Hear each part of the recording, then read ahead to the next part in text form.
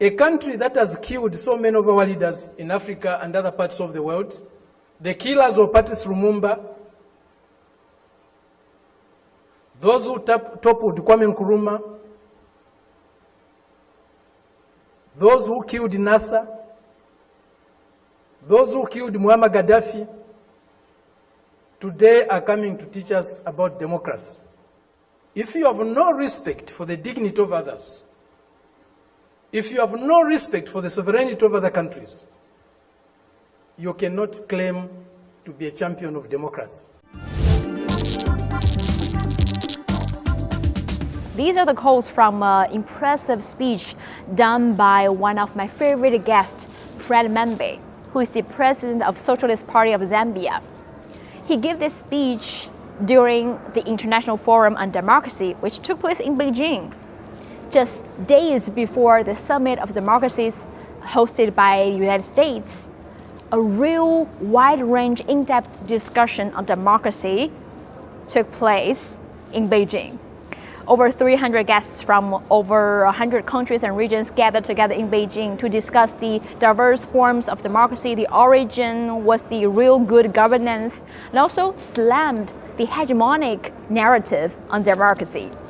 So Fred, my friend who was on my show before, was invited to this forum, and he gave this very touching, very powerful speech. And during the speech, he really slammed the arrogance by certain countries who murdered, oppressed people in Africa, and now still coming to Africa to lecture those people what is the best democracy, who you should work with. What am I going to do next in this video is I'm going to show you the full speech by Fred. Take a listen with me, and I think you will be impressed as well. And also, I will show you the previous interview I did with Fred, because in that video, he also debunked the so-called debt trap narrative by certain countries and governments who created that term to defame the Belt and Road Initiative. I will put the link of that video in the description. Go check it out later. But now, take a listen of the speech done by Fred Membe during the International Forum on Democracy, which took place in Beijing. Comradely, respected comrades and friends, in a truly fair, free and peaceful world, democracy takes many forms of expression, not only one. I believe democracy is a government in which all the people participate, in which the interests of the people reign supreme, in which their country's sovereignty, their country's honor is at the top. It seems that this month is a month of democracy discourse in the world. At the end of this month, there will be a conference in Lusaka, or a summit in Lusaka, Zambia, my country, led by the United States. They have come to Southern Africa to teach us democracy. A country that was opposed to our liberation, a country that supported colonial regimes, the apartheid regime in South Africa, the white racist minority regime in Zimbabwe, now Rhodesia, now Zimbabwe, the Portuguese colonial governments in Mozambique, in Angola, in Guinea-Bissau, and Cape Verde. Today is coming to Africa to teach us about democracy. A country that has toppled so many governments in Africa, that has led so many coups in Africa and other parts of the world. A country that has killed so many of our leaders in Africa and other parts of the world. The killers of Patrice Lumumba, those who toppled Kwame Nkrumah, those who killed Nasser, those who killed Muammar Gaddafi, today are coming to teach us about democracy.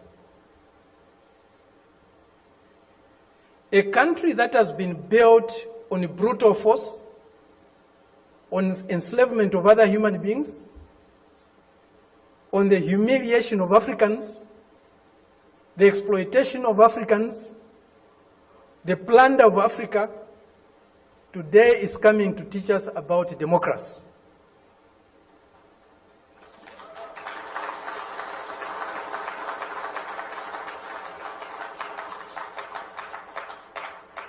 That's the arrogance, the imperialist arrogance, the racist arrogance that we are subjected to. We cannot have democracy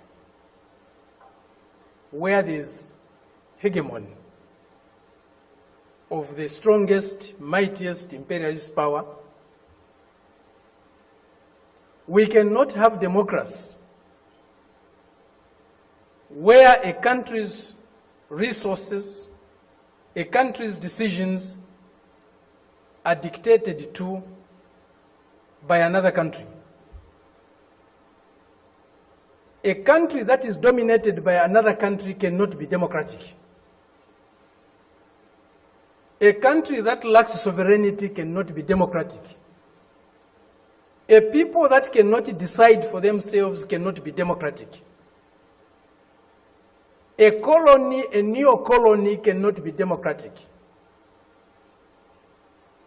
That's why today, even at the United Nations, membership is on the basis of sovereignty. Only sovereign nations can be members of the United Nations, because only sovereign nations can decide for themselves. A colony cannot be a member of the United Nations. It's not by accident. It's not a mistake. If you have no respect for the dignity of others, if you have no respect for the sovereignty of other countries, you cannot claim to be a champion of democracy.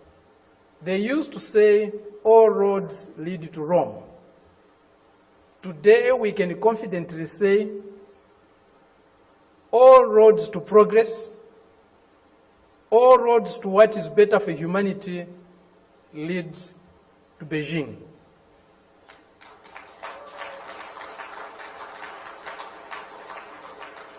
This is a country, this is a people that have developed themselves, that has developed itself without colonizing any country in the world, without plundering any country in the world, without subjugating any people in the world.